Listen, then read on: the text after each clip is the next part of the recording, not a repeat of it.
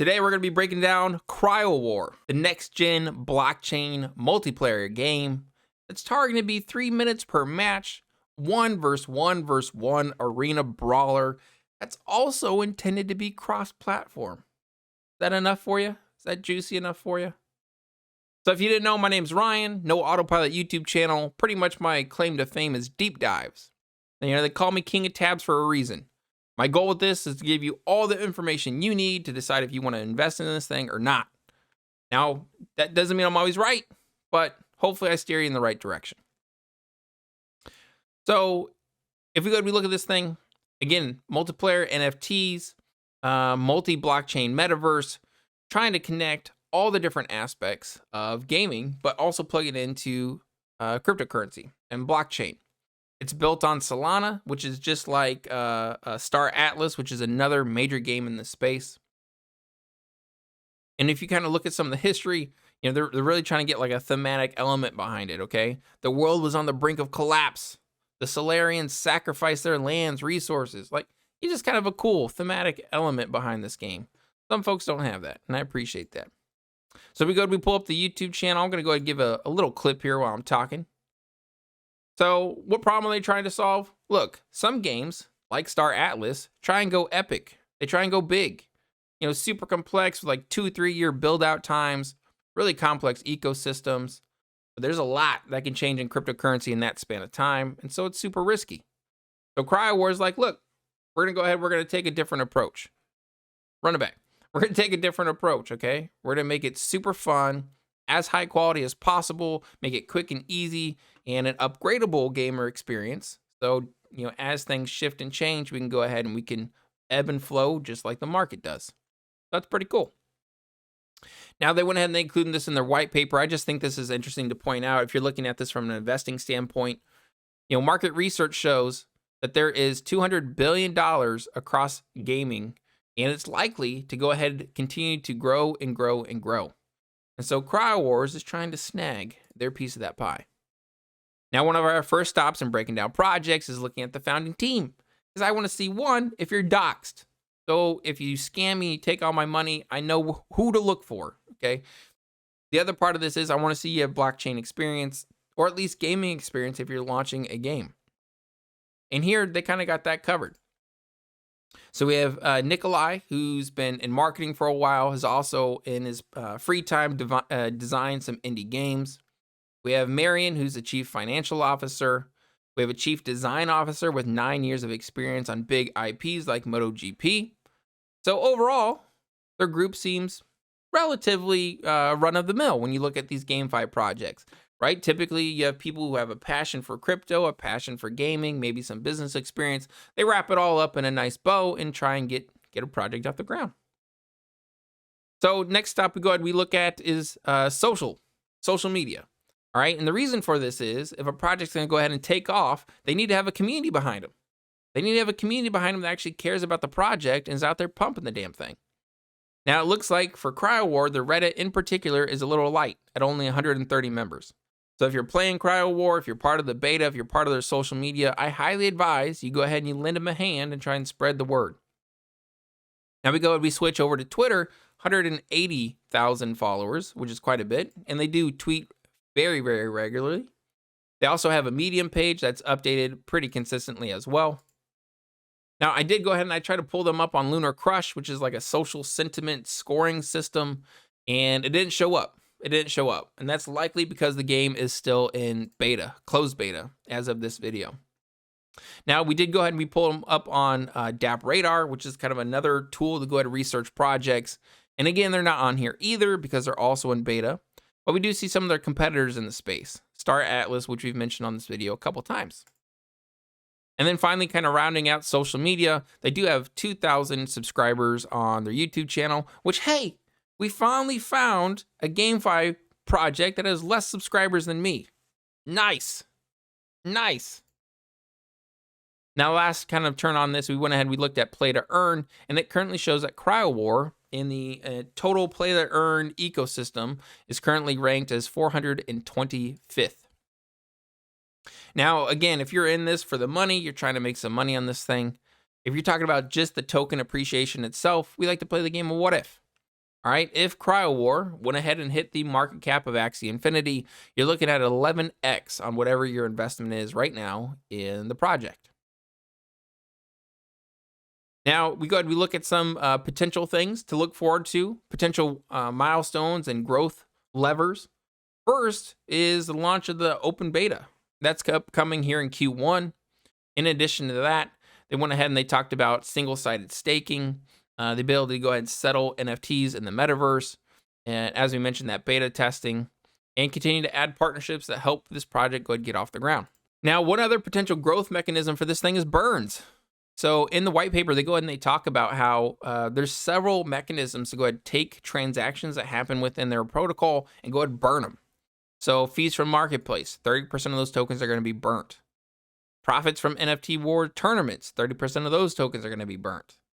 Professional gameplay and high risk, high reward level modules, those tokens are going to be burnt. So it sounds like there's some potential to go ahead and have this thing have a deflationary aspect to it. Now we go ahead and we look at the VC backers. This thing is big for me. This thing is huge for me, okay?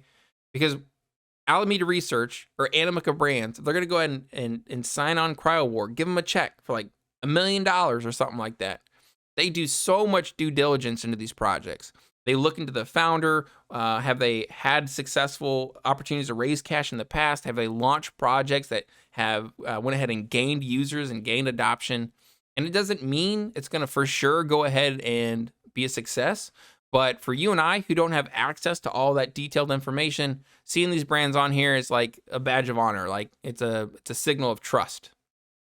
So we went and we touched about some of this, but they are not targeting this to be pay to win. You know, some of these NFT games, you have to drop like $3,000 to look at Axie Infinity to go ahead and even play the damn game.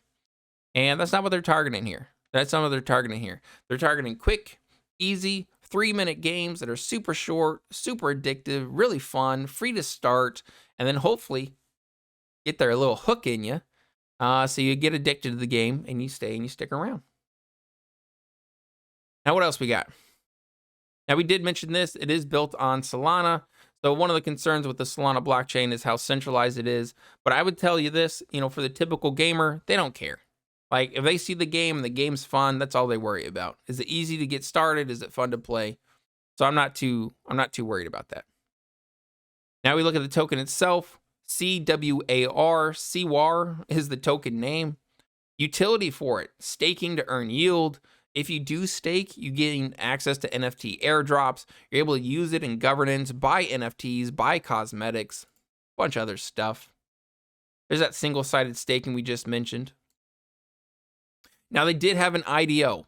And if you didn't know, an IDO is when a project wants to go live and they want to distribute their tokens out to everybody. They go ahead and they launch on a launch pad. And so if you go ahead, let's say, give them 1 ETH, they give you 10,000 of their Cryowar tokens before they hit the public market. And that's one of the key ways to make money on these things, in my non-biased opinion. So in their IDO, they went ahead and they were able to give out tokens for about 2 cents each if you went ahead and you participated. And if we look at the price right now, it's at 35 cents. So those folks did pretty damn well for themselves. Now, if we go ahead, we look at the distribution of those tokens. Another thing I'm looking at is the unlock schedule. So we see the seed round, the private round, the public sale. It's showing 24 months for some of those seed rounds who bought in at a penny. 20 months for the other folks who bought in the private round for a penny. And then that public sale that just happened, 80% monthly, linear vesting over 6 months. So what you need to take away from that is, in essence, for the next 6 months, there's going to be a downward pressure on the price, where the people who bought this thing for 2 cents are now crashing it on the market because it's 35 cents. And there's probably some that are going to hold, but if you put in $1,000 and you had a 16x on that, chances are you're going to take some profits. So keep that in mind. Keep that in mind. Now we went ahead, we already talked about the burn mechanisms. Now we look at the token distribution. How is this thing kind of chopped up? Because what you don't want to see, like the top holders have most of the tokens, because if it does go to have a rally, they can go ahead and sell, crash the price on everybody else, and you're kind of stuck, losing your money. This one does have a fair bit of centralization in it right now, but it's also a new protocol. Hasn't even really launched the game yet. So I'm not sweating that too much as of right now. Now, we touched on this a little bit, but there's 1 billion tokens in the total supply, and this is kind of show you how they're going to go ahead and divvy those up. Now, if we go ahead, we look at active wallets. That's like kind of blue line down there at the bottom. It's kind of staying stable, which again kind of makes sense because they have a closed beta. It's not really open. But if you look at holders, so people who are buying the token speculating, we keep kind of having these little peaks and rallies. So that's noteworthy. Now, we already touched on this a little bit, but they are going to have a governance element in place, which is just cool to see, right? So if you have a whole bunch of tokens and you want to go ahead and kind of control the future of the protocol, you're able to vote with those and put up referendums, put up initiatives that the whole community votes on. And that just is a way to kind of secure you against the founders of the team kind of like taking it in a direction where you feel maybe it shouldn't go. Now we talk about where to buy this thing. It is currently listed on KuCoin, which is probably the most trusted exchange I see on here. I also have done business with Gate.io without too much issue. Now we go ahead, we look at some news here. So they just got a pretty active Twitter account where they go ahead and showing little sneak peeks, showing little 3D printed avatars from the game. Now, this is likely paid for, but Token Insight had the top games to watch in 2022, with Cryowar being the top one. Typically with these things, the protocol goes ahead and they like slide a couple $1,000s to the project to go ahead and do that, but it's publicity nonetheless. Now, I mentioned if you were part of those IDOs, that initial DEX offering for this thing, you probably did pretty well for yourself. Not only did you get those tokens at like a penny or whatever, but they went ahead and they dropped an airdrop of the tokens for all those folks who supported them. We have one for Safe Launch. We have another one for Seedify, another one for Chain Boost, another one for NFT Pad, another one for Trust Pad. So pretty much, IDOs are kind of the way to go with these things.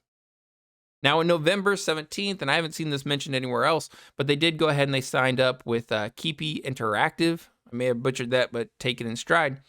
And they have a game development studio that has worked on Assassin's Creed, Arena of Fate, Tropico, and a few other games.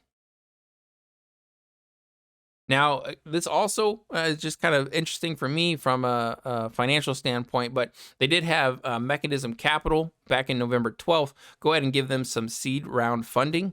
And this VC firm likely made mint when all those other big VC firms piled in. Like they probably, 100x whatever their investment was.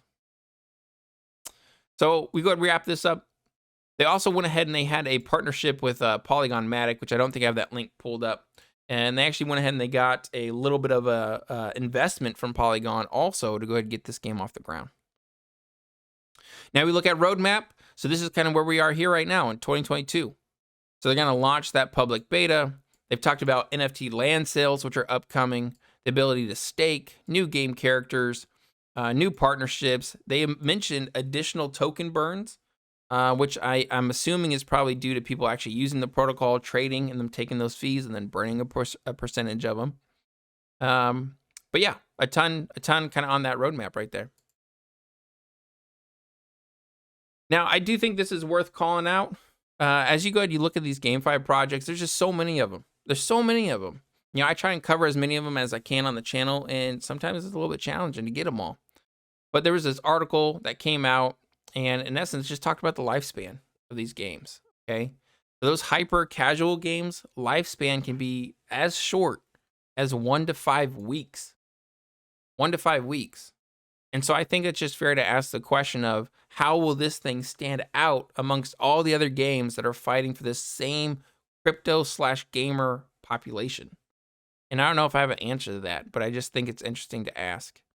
And they do also go ahead and they say mid-core games is typically way longer, where the typical player goes ahead and they stick in for around 12 months of time. So I think go ahead and wrap this thing up. I think bullish scenario. Okay, they got a bunch of backers with a bunch of experience in launching play-to-earn crypto games. They go ahead and they leverage that to use their money right. Seems like they got a pretty sick game in development. I like how simple it is. You can jump in and jump out. Hyper addictive. Built on the Solana chain, so you don't have to worry about fees and slow transaction speeds and all that. If they can go ahead and they can execute on this, they could very likely be the #1 play-to-earn game on the Solana chain. I don't think that's too much to say, especially with Star Atlas. That is likely years away from launching. I think we go ahead and we flip it. There are some concerns with the Solana chain, especially around security, around centralization. If something happens, there's an exploit or gamers lose their funds, obviously that would be a negative. And then again, the player churn, right? How are they going to go ahead and ensure that the players who come to this thing stay in this thing and help it grow over time? And I think crypto kind of has a little bit of a solution there because you're monetarily incentivized to keep playing, keep grinding, keep earning tokens. But I think it's a fair question to ask. So overall, I like CryoWar. I like CryoWar a lot. I like it so much that I am going to be adding it to my crypto gaming portfolio. It's about 20 to 25 different projects where we do this deep research, and if it checks all my boxes, it gets added in. And I think for CryoWar, I'll likely go ahead and purchase it on KuCoin and then look at staking it to earn some passive APY. So there you have it. CryoWar. I like it. What did I miss? What did you love? What did you hate? What am I reviewing next? Let me know in the comment section down below, and we'll make sure that we get that knocked out. Boom.